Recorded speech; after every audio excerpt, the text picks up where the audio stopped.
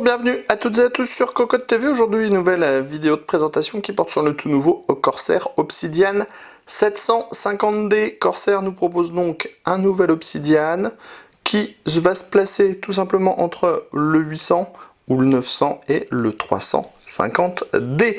On vous propose de découvrir ce nouveau boîtier qui sera proposé à 169 $, peut-être 149 € en France, on n'en est pas encore sûr, et on vous donne rendez-vous tout de suite pour découvrir justement ce nouveau boîtier.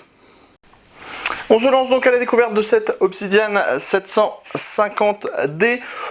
Le look ne change pas vraiment, l'intérieur et la place non plus, avec une compatibilité ATX, XL, ATX. Allez, on commence tout de suite à l'avant avec cette façade plaquée aluminium.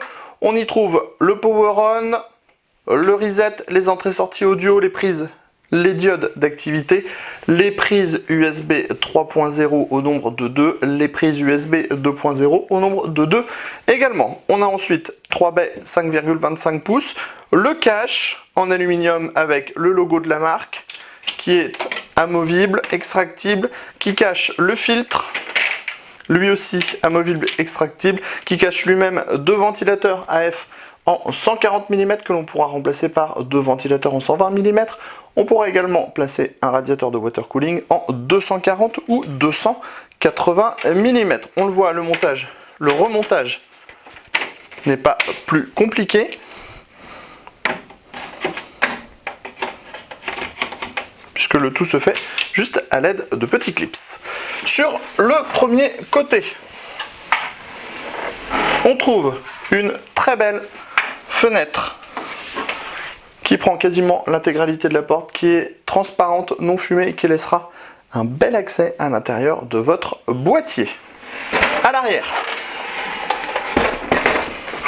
on commence dans le haut avec une grille qui nous montre qu'il y a de l'espace pour un radiateur de water cooling, un ventilateur AF en 140 mm sur une grille type nid d'abeille, compatible 120 mm, l'emplacement de la plaque au chiffre de la carte mère, 9 slots d'extension, montage par vis à main avec des slots ajourés, 2 passes-cloisons soudées, l'emplacement de l'alimentation dans le bas. Ce côté, on ne vous le montre pas, il n'y a rien de spécifique. Par contre, notons que la peinture et les plastiques sont de bonne qualité et le tout propose une bonne harmonie.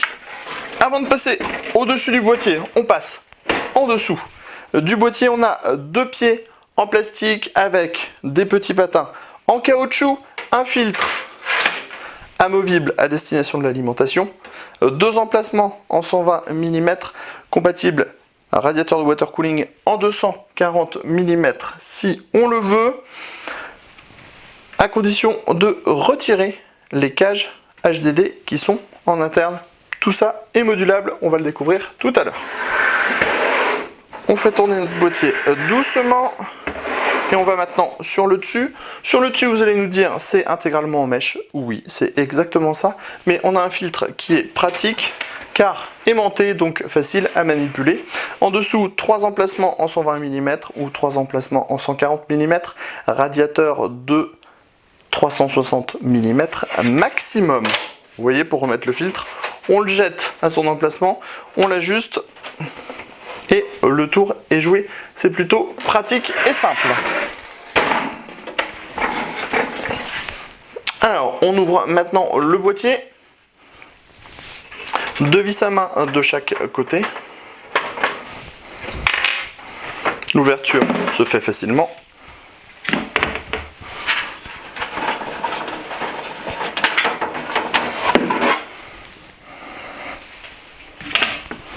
Le châssis, bien sûr, est moderne, propose beaucoup de place, ça se voit, un accès backplate, des plots prémoulés, des passages avec des caches en caoutchouc, 3 baies 5,25 pouces. On le voit, on a deux cages HDD, elles sont amovibles, on peut les empiler les unes sur les autres, en commander une troisième si nécessaire, et à l'intérieur on a des paniers qui sont compatibles HDD, SSD. À l'avant, on a les emplacements donc avec les AF en 140 mm. On le répète, si on retire la cage, on pourra mettre un radiateur de 280 mm maximum. Ici, on a des petits rectangles. Ce sont tout simplement les emplacements SSD. On les glisse par derrière, tout simplement. Dans le bas, on a L'emplacement de l'alimentation, pas de patin en caoutchouc, c'est dommage, à l'arrière. L'espace nécessaire pour mettre du radiateur si on veut, ventilateur AF de 140 mm de nouveau, 9 slots d'extension, montage par vis à main. Dans le haut, les emplacements 120, 140 mm, 360 mm max, beaucoup de passages sur les côtés.